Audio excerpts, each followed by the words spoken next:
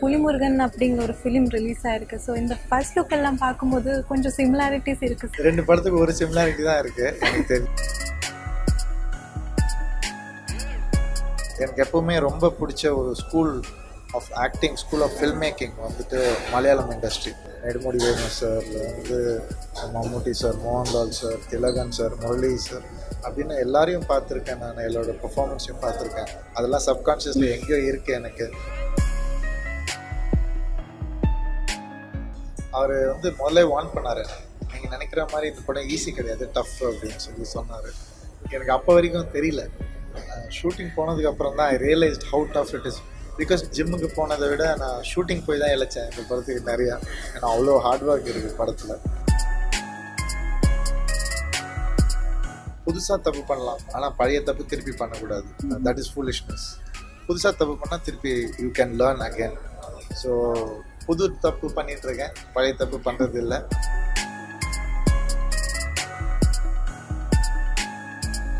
இப்போ ரீசெண்டாக பார்த்தீங்கன்னா மலையாளத்தில் புலிமுருகன் அப்படிங்கிற ஒரு ஃபிலிம் ரிலீஸ் ஆயிருக்கு. ஸோ இந்த ஃபர்ஸ்ட் லுக் எல்லாம் பார்க்கும்போது கொஞ்சம் சிமிலாரிட்டிஸ் இருக்குது. சார் பார்த்துருக்கியா இல்லையான்னு தெரியல.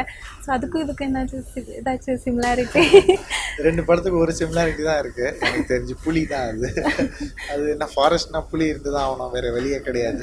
ஸோ அதை வச்சு ஒரு ப்ளே இருக்குது. ஸோ அந்த ஒரு சின்ன சீக்வன்ஸுக்கு மட்டும் அதை யூஸ் பண்ணியிருக்கோம். இன்ஃபேக்ட் அந்த டீம் தான் எங்களுக்கு சிஜி ஒர்க் பண்ணி கொடுத்தாங்க. ஸோ இந்த புலியை பண்ணவங்களும் கூட சிமிலாரிட்டி தவிர வேறு எந்த சிமிலாரிட்டி இருக்குது? கேரளாவில் வந்துட்டு எப்படி இருக்குது சார்? என்ன ஃபீல் பண்ணுறேன்? Beautiful place, God's own country.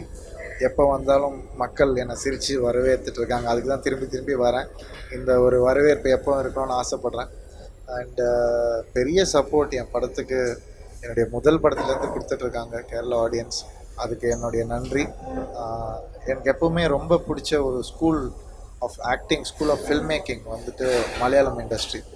சின்ன வயசுலேருந்து நிறைய மலையாள படங்கள் பார்த்துருக்கேன். நெடுமுடி வேணு சார், வந்து Mammootty sir, Mohanlal sir, Thilakan sir, Murali sir அப்படின்னு எல்லாரையும் பார்த்துருக்கேன். நான் என்னோட பெர்ஃபார்மன்ஸையும் பார்த்துருக்கேன். அதெல்லாம் சப்கான்ஷியஸில் எங்கேயோ இருக்குது எனக்கு. சட்டிலிட்டி ஆஃப் ஆக்டிங் எனக்கு ரொம்ப பிடிக்கும். அண்ட் சென்சிபிள் ஃபில்ம் மேக்கர்ஸ் நிறைய இருக்கிற ஒரு இண்டஸ்ட்ரி இது. ஸோ இந்த படமும் சென்சிபிளான ஒரு படம் தான், சின்சியரான ஒரு படம், மணமகன். ஸோ கேரளா மக்களுக்கு கண்டிப்பாக பிடிக்கும் நம்புகிறேன்.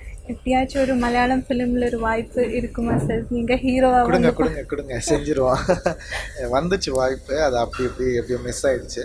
பட் ஒரு நல்ல படம், நல்ல கதையோட, நல்ல டைரக்டரோட வந்துச்சுன்னா செய்கிறதுக்கு எனக்கு எந்த ஒரு தயக்கமும் கிடையாது. இப்போ பார்த்தீங்கன்னா உங்களோட மெஜாரிட்டி ஹிட் ஃபிலிம்ஸ் எல்லாமே டைரக்ட் பண்ணியது உங்களோட பிரதர். ஸோ அவரோட ஃபர்ஸ்ட் ரெஸ்பான்ஸ் எப்படி இந்த மணமகனில்? அவருக்கு ஆக்சுவலாக கதை தெரியும். அவர் ரொம்ப ஆசைப்பட்ட கதை இது, ரொம்ப விரும்பின கதை இது. அது வந்துட்டு ஸ்க்ரீனில் அவர் இப்போ தான் ப்ரிவ்யூ நாங்கள் ஒரு ஃபேமிலியாக பார்த்தோம். ரொம்ப எக்ஸைட் ஆனார். இப்படி ஒரு கான்செப்ட் பண்ணதுக்கு வந்துட்டு முதல்ல ஹேட்ஸ் ஆஃப் அப்படின்னாரு. அண்டு அவர் தான் உங்களுக்கு தெரியுமே, தனி ஒருவன் டைரக்டர். அவர் பிரித்து மேய்வர் ஒவ்வொரு ஸ்க்ரீன் பிளேயுமா. ஸோ லாஸ்ட்டில் ஒரு 20 மினிட்ஸ் அவர் ரொம்ப சொன்னார். ஏன்னா நிறைய இன்டர்கனெக்டிங் பாயிண்ட்ஸ் வந்து ஸ்க்ரீன் பிளேயில் அங்கே ஜாயின் ஆகும். அது ரொம்ப டஃப் பண்ணுறது. ஒரு எக்ஸ்பர்ட்டாக இருந்தால் தான் அது பண்ண முடியும். அது விஜய்கிட்ட இருக்குது. அண்டு எங்கள் அண்ணாவும் வந்துட்டு நல்ல டைரக்டர், எல்லாருக்கும் தெரியும். ஸோ அவர் அப்ரிஷியேட் பண்ணுறாருன்னா எங்களுக்கு ரொம்ப சந்தோஷமாக இருந்துச்சு. Vijay was very happy. So அந்த லாஸ்ட் 20 மினிட்ஸ் எல்லாத்துக்கும் ஒரு மீனிங் கொடுக்குது, ரொம்ப சந்தோஷமாக இருக்குது அப்படின்னு சொல்லி சொன்னார். ஸோ என்னை பற்றி நிறையா சொல்லுவார் எங்கள் அண்ணன்.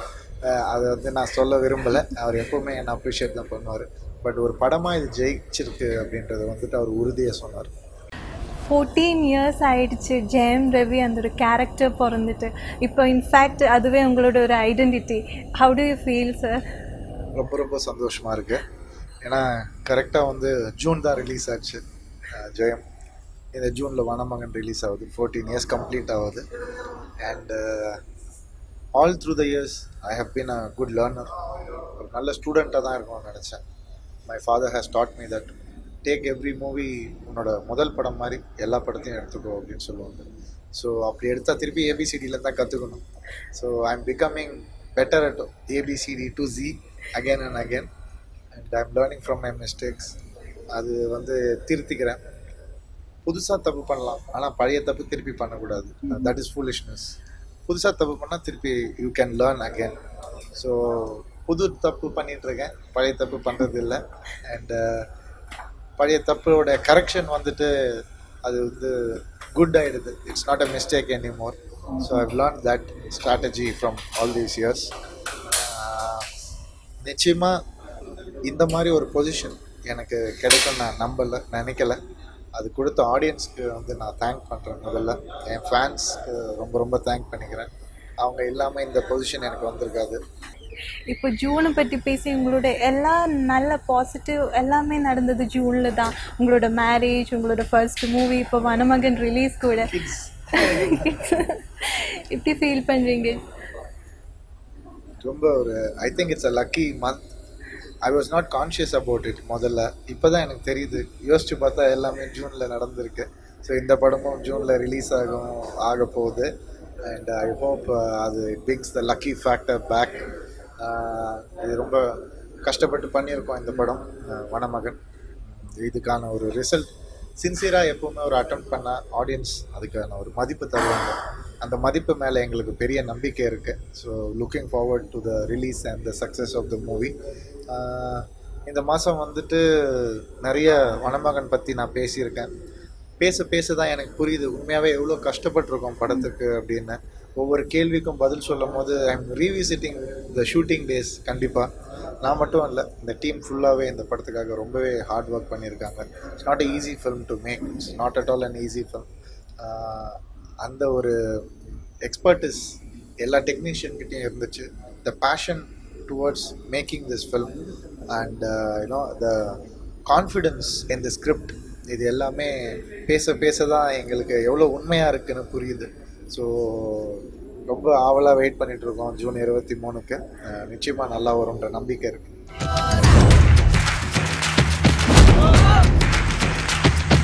இப்போது இந்த வனமகன் பார்த்தீங்கன்னா அதில் டயலாக்ஸ் கம்மி.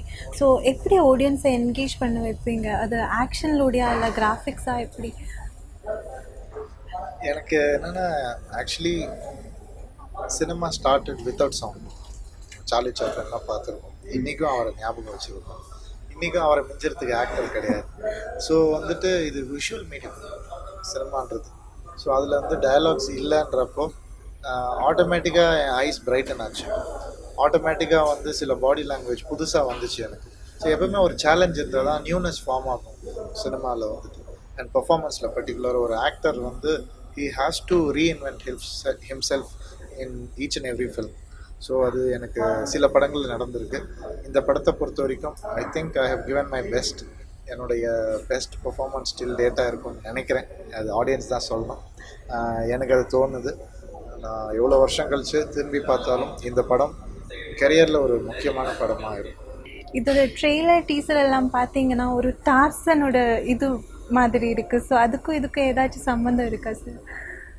சம்மந்தம் கண்டிப்பாக இல்லை. ஏன்னா கதை களம் வேறு, எல்லாமே வேறு டோட்டலாக. பட் ஜங்கிள்னாலே டார்சன் ஞாபகத்துக்கு வராமல் இருக்காது. ஏன்னா பார்த்து ரசித்த விஷயம் அது. ஸோ நிச்சயமாக நிறைய ஷார்ட்ஸ் நீங்கள் ட்ரெய்லரில் பார்த்துருப்பீங்க. மரம் விட்டு மரம், அந்த பிரான்ச் எடுத்து போகிறது, அதெல்லாம் கத்திக்கிட்டே போவார் டார்சன் அதெல்லாம். பட் இந்த படம் வந்து பேசிக்காக ஒரு ரெண்டு வேர்ல்டு, ஒரு ட்ரைப் வேர்ல்டுக்கும் ஒரு சோ கால்டு சிவிலைஸ்ட் வேர்ல்டுக்கும் இருக்கிற டிஃப்ரென்ஸ் தான் நாங்கள் காமிச்சிருக்கோம். அந்த டிஃப்ரென்ஸ் வந்து ரொம்ப அவசியமான ஒரு டிஃப்ரென்ஸாக இருக்குது. ஏன்னா நம்ம வந்துட்டு ஒரு ரொட்டேஷன் வந்துட்டோம். அந்த ரொட்டேஷன் வந்துட்டு திருப்பி ரிவர்ஸில் போயிட்டுருக்கோம். இப்போ நம்ம ஆர்கானிக் ஃபுட் வேணும்னு கேட்குறோம், திருப்பி வந்துட்டு நம்ம பேக்கேஜ் ஃபுட் வேணான்னு சொல்கிறோம், திருப்பி வந்து நம்ம ஆயுர்வேதாவுக்கு வரோம், திருப்பி யோகாவுக்கு வரோம், ரிவர்ஸில் வந்துகிட்டே இருக்கும். அதெல்லாம் ட்ரைபில் ஆல்ரெடி இருக்கு. அவங்க ஹாப்பியாக இருக்காங்க, சந்தோஷமாக இருக்காங்க. அவங்க வந்துட்டு பணம் பிரச்சனை இல்லை, அங்கே ஸ்டேட்டஸ் பிரச்சனை கிடையாது, எதுவுமே கிடையாது. எல்லோரும் சமம். ஒரு 250 குடும்பம், 250 பேர் இருக்கிற ஒரே குடும்பமாக இருந்தால் எப்படி இருக்குமோ அந்த சந்தோஷம் இருக்குது அவங்கக்கிட்ட. ஸோ நம்ம வந்து ஒரு ரீசைக்கிள் தான் இப்போ பண்ணிகிட்ருக்கோம். நம்ம அங்கே தான் போயிட்டுருக்கோம் ஆக்சுவலாக. அந்த மாதிரி நேரத்தில் இந்த படம் ஒரு முக்கியமான படமாக இருக்கும்னு நினைக்கிறேன். இந்த ட்ரைபுன்றது வந்துட்டு ஒரு நாவலான ஒரு விஷயத்தை தான் நாங்கள் எடுத்திருக்கோம் படத்தில். இது ஒரு எந்த ஒரு நாவலான விஷயம் சொல்லும் போதும் அதுக்கு ஒரு சுகர் கோட்டட் பில்னு சொல்லுவோம் இல்லையா. ஸோ என்டர்டெயின்மெண்ட் வந்து ஒரு கோட்டிங்காக இருக்குது. அது வந்து தம்பி ராமையா சார் நடிச்சிருக்காரு, பிரகாஷ் ராஜ் சார் நடிச்சிருக்காரு. ஸோ இவங்க எல்லாமே வந்துட்டு இந்த என்டர்டெயின்மெண்ட் ஃபேக்டரை வந்துட்டு அழகாக படத்தில் கொடுத்துருக்காங்க. ஸோ இது ஒன்லி ஒரு டாக்குமெண்டேஷனாக இருக்காது. எல்லாருக்கும் ஏற்றுக்கிற மாதிரி பிடிக்கிற மாதிரியான விஷயங்கள் நிறைய படத்தில் இருக்குது. குழந்தைங்கள்லேருந்து பெரியவங்க வரைக்கும் பார்க்குற மாதிரியான விஷயங்கள் தான் படத்தில் இருக்குது. You certificate film, so everybody can watch and it's பக்கா ஃபேமிலி என்டர்டெய்னர். இதோட ஷூட்டிங் எல்லாம் பார்த்தீங்கன்னா சைனா பார்டர் அந்த மாதிரி ஷூட் பண்ணியிருக்காங்க. ஸோ அது ரொம்ப ரிஸ்க்காக இருக்கும். நீங்கள் ஏதாச்சும் ஸ்பெஷல் ப்ரிப்பரேஷன்ஸ் ஏதாச்சும் எடுத்திருக்கேன் இந்த கேரக்டருக்காக? ஆமாம், இந்த லொக்கேஷன்ஸ் கண்டிப்பாக பேசி ஆகணும். ட்ரீம் லொக்கேஷன்ஸ் அப்படின்னு சொல்லுவேன். இது வரைக்கும் நான் பார்க்காத லொக்கேஷன்ஸ். நான் வந்துட்டு கடைசியாக பார்த்து வியந்தது வந்து நயகரா ஃபால்ஸ். நான் பார்த்து ரொம்பவே it's a spiritual experience for me. அதுக்கப்புறம் இந்த வியட்நாமில் ஒரு ஃபால்ஸ் இருக்குது, அவதார் படத்தில் வர மாதிரி. அவதார் படத்தில் கிராஃபிக்ஸாக வரும், இது ரியலாகவே அப்படி இருக்குது, என்னால் நம்பவே முடியாத அளவுக்கு. ஸோ வியட்நாம் சைனாவோட பார்டரில் இருக்குது அந்த லொக்கேஷன். இது வரைக்கும் யாருமே அங்கே ஷூட்டிங் பண்ணது கிடையாது. நாங்கள் தான் ஃபர்ஸ்ட் டைம் ஷூட் பண்ணுறோம். ஈவன் வியட்நாமீஸ் ஃபில்ம் கூட அவங்க ஷூட் பண்ணது கிடையாது. ஸோ பெர்மிஷன் வாங்கலான்னு போனப்போ அவங்களுக்கு அந்த என்ன ப்ரொசீஜர்னு கூட தெரியல. ஸோ எதுக்கு இங்கே வந்து நீங்கள் ஷூட் பண்ணுறீங்கன்னா, இதோட அழகான ஒரு இடத்த நாங்கள் பார்த்ததே இல்லை. ஸோ அது கவர்மெண்ட் ப்ரொடெக்டட் இடம் அது. ஸோ அது டிஃபிகல்ட் டு ஷூட். ஸோ இதுக்காக புதுசாக ரூல்லாம் ஃபார்ம் பண்ணி எங்களுக்கு பெர்மிஷன் கொடுத்து பண்ணோம். அந்த இடத்துக்கு ரீச் ஆகிறதுக்கே ஒரு ஹாஃப் டே ஆகும், 12 hours ஆகும். ஸோ ஃப்ளைட்லேருந்து இறங்கி அப்புறம் பஸ்ஸு பிடிச்சி அப்புறம் காரில் போய் அப்புறம் 4-wheel drive போய் அப்புறம் நடந்து போய் லாஸ்ட்டில் அங்கே போய் நின்னா ட்ரீம் லொக்கேஷன் மாதிரி இருந்துச்சு. ஸோ நாங்கள் நடந்து போன ஸ்ட்ரெயின் எல்லாம், ட்ராவலோட ஸ்ட்ரெயின் எல்லாம் மறந்து போச்சு அந்த இடம் பார்க்கும்போது. அந்த மாதிரி பியூட்டிஃபுல் லொக்கேல்ஸில் இந்த படம் ஷூட் ஆகிருக்கு. திரு சார் சினிமாட்டோகிராஃபி சொல்லவே வேணாம். இந்த வருஷத்துடைய national award winner, filmfare award, எல்லா அவார்டும் அவருக்கு தான். அவரோட லென்ஸில் அந்த இடத்த பார்க்கும்போது இன்னும் பியூட்டிஃபுல்லாக இருக்குது, ஒரு மேஜிக்காக இருக்குது. ஜெயம் ரவி ஃபிலிம்ஸ் எல்லாம் பார்த்தீங்கன்னா அது எல்லாமே ஃபேமஸ் ஃபார் இட்ஸ் மியூசிக். இதில் பார்த்தாலும் ஹாரிஸ் ஜெயராஜ் சார் மியூசிக் பண்ணியிருக்காங்க. ஸோ அதை பற்றி அது ஒரு அட்வான்டேஜ் இல்லை?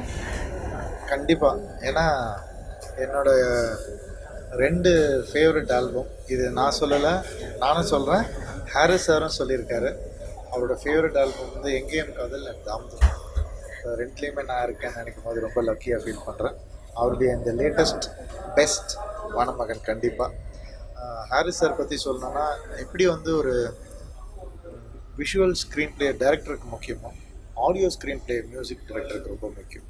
ஒரு சவுண்டில் சீனை புரிய வைக்கிறது, சீக்வன்ஸை புரிய வைக்கிறது வந்து ரொம்ப டஃப். ஸோ அது வந்து பெரிய பெரிய லெஜண்ட்ஸ் தான் செய்ய முடியும். அந்த லிஸ்ட்டில் கண்டிப்பாக ஹாரிஸ் சார் இருக்கார்.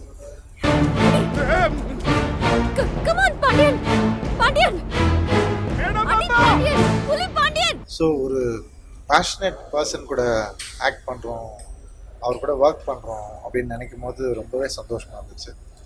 அவர் வந்து முதல்ல வார்ன் பண்ணார், நீங்கள் நினைக்கிற மாதிரி இந்த படம் ஈஸி கிடையாது, டஃப் அப்படின்னு சொல்லி சொன்னார். எனக்கு அப்போ வரைக்கும் தெரியல. ஷூட்டிங் போனதுக்கப்புறம் தான் I realised how tough it is. Because நீங்கள் ட்ரெய்லரில் பார்த்தீங்கன்னா தெரியும், வெறும் மினிமம் ட்ரெஸ் தான், எங்கேயும் வந்து சேஃப்டிக்கு கூட எதுவும் போட முடியாது, எதுவும் பண்ண முடியாது. So all the falls were real. விழுத்தேன் அவ்வளோதான். அது அங்கங்கே கீரும், டெய்லி பிளட் ஷெட்டு. அதுக்கப்புறம் வந்து கால் பேர் ஃபீட் தான். ஸோ மேக்ஸிமம் அடி காலில் இருக்குது. ஒரு அடி சரியாக இருந்தோமா இன்னொரு அடி வந்துடும். ஸோ இது நான் மட்டும் இல்லை, அந்த ட்ரைபாக நடித்தவங்க எல்லாருமே அந்த டஃப்னஸ் ஃபீல் பண்ணாங்க. So hats off to all of them. அவங்க hard work has paid off. இது வந்து நான் அதுக்கு தான் சொல்கிறேன், திரும்பி பார்த்தா இந்த வழியெல்லாம் மறந்துட்டு ஒரு நல்ல ஒரு கேரக்டர் பண்ணியிருக்கோம் அப்படின்ற சந்தோஷம் தான் மிஞ்சும். இதுக்காக ஏதாச்சும் ஸ்பெஷல் ட்ரைனிங் இல்லை பாடி பில்டிங் அந்த மாதிரி பண்ணியிருக்கியா சார்? பாடி பில்டிங்கை விட இது வந்துட்டு ஆக்சுவலாக இழைக்கணும் இந்த படத்துக்கு. ஜிம்முக்கு போனதை விட நான் ஷூட்டிங் போய் தான் இழைச்சேன் இந்த படத்துக்கு நிறையா. ஏன்னா அவ்வளோ ஹார்ட் ஒர்க் இருக்குது படத்தில். பர்டிகுலராக சொல்லணுன்னா இந்த கேரக்டரோட அவுட்லுக் எப்படி வரணும் அப்படின்னா, ட்ரைபில் பார்த்திங்கன்னா அவங்க வந்துட்டு ஜிம் பார்த்ததே கிடையாது. அவங்க போகணுன்ற அவசியமாக இல்லை. அவங்க சாப்பிட்ற சாப்பாடு ஹெல்த்தியான ஃபுட், வெயிட் போடாத ஒரு சாப்பாடு. அண்டு அவங்க மரம் ஏறுவாங்க, ஹண்டிங் பண்ணுவாங்க. ஸோ ஃபிசிக்கல் ஆக்டிவிட்டி இருந்துகிட்டே இருக்கும். ஸோ பல்கியாக ஆகவே மாட்டாங்க, அவங்க ஒரு லீனாக தான் இருப்பாங்க, செதுக்குன மாதிரி இருப்பாங்க. ஸோ அந்த வகையில் வந்துட்டு ஃபிசிக்கல் லுக் அப்படி வரணும்னு நான் நினச்சேன். ஸோ நிறைய கார்டியோ ஒர்க் அவுட் பண்ணேன். அண்ட் நிறைய இந்த ட்ரைபல் வீடியோஸ் நிறைய ரெஃபரன்ஸ் டைரக்டர் கொடுத்தாரு, நானும் சர்ச் பண்ணி பார்த்தேன். ஸோ அவங்களுடைய நேச்சர், அவங்களுடைய வாக், அவங்களுடைய ரொம்ப பிடிச்ச ஒரு விஷயம் அவங்ககிட்ட இன்னும் அந்த இன்னோசன்ஸ் லூஸ் ஆகாமல் இருக்காங்க. அந்த இன்னோசன்ஸ் அவங்க கண்ணில் பார்த்தீங்கன்னா அப்படி தெரியும். ஸோ அந்த இன்னோசென்ஸை வந்து கேரக்டரில் கொண்டு வரணும்னு நினச்சேன். ஓரளவுக்கு பண்ணியிருக்கேன்னு நம்புகிறேன். அது ஆடியன்ஸ் தான் சொல்லணும். ஆடியன்ஸ் கிட்ட என்ன சொல்ல விரும்புகிறேன் சார்? இந்த படம் வந்துட்டு உங்களுக்கு பிடிச்ச மாதிரியான படம் தான். ஏன்னா எல்லா இன்க்ரீடியன்ஸும் கரெக்டாக ப்ரொபோர்ஷனேட்டாக இருக்கக்கூடிய ஒரு படம். அண்டு பர்டிகுலராக வந்துட்டு இது குழந்தைங்களுக்கு ரொம்ப பிடிக்கும். யூ சர்டிஃபிகேட் படம், எல்லோரும் ஃபேமிலியாக வந்து பார்க்கலாம். ஒரு நல்ல விஷயத்த, நாவலான விஷயத்த என்டர்டெயின்மெண்ட் கோட்டில் வந்து கொடுத்துருக்கோம். ஸோ இன்றைக்கி இந்த நிலைமைக்கு ரொம்ப தேவையான ஒரு விஷயமா நினைக்கிறேன். இன்றைக்கி எல்லாமே ரிவர்ஸில் போயிட்டுருக்கோம். ஆர்கானிக் போகிறோம், நம்ம அக்ரிகல்ச்சர் போகிறோம், ஆயுர்வேதா போகிறோம், அதுக்கப்புறம் யோகா, ரிவர்ஸில் போயிட்டுருக்கோம். இதெல்லாம் மறந்துட்டு போன நம்ம இன்றைக்கி ரிவர்ஸில் வந்துட்டுருக்கோம்னா அதுக்கு நிறைய காரணங்கள் இருக்குது. இதை வந்து எப்போவுமே வாழ்ந்துட்டுருக்கிற ஒரு ட்ரைபை பற்றி ஒரு அழகான ஒரு விஷயத்தை இந்த படத்தில் சொல்லியிருக்கோம். அவங்க தொலைஞ்சு போயிட்டுருக்காங்க. அவங்கள வந்து லிவ் அண்ட் லெட் லிவ்ன்ற கான்செப்டில் தான் இந்த படம் பண்ணியிருக்கோம். இது இல்லாமல் நிறைய என்டர்டெயின்மெண்ட், காமெடி எல்லாமே இருக்குது. அண்டு இது இனிமேல் உங்கள் கையில் தான் இருக்குது. தியேட்டரில் போய் பாருங்கள், ஜாலியாக பாருங்கள், சந்தோஷமாக பாருங்கள்.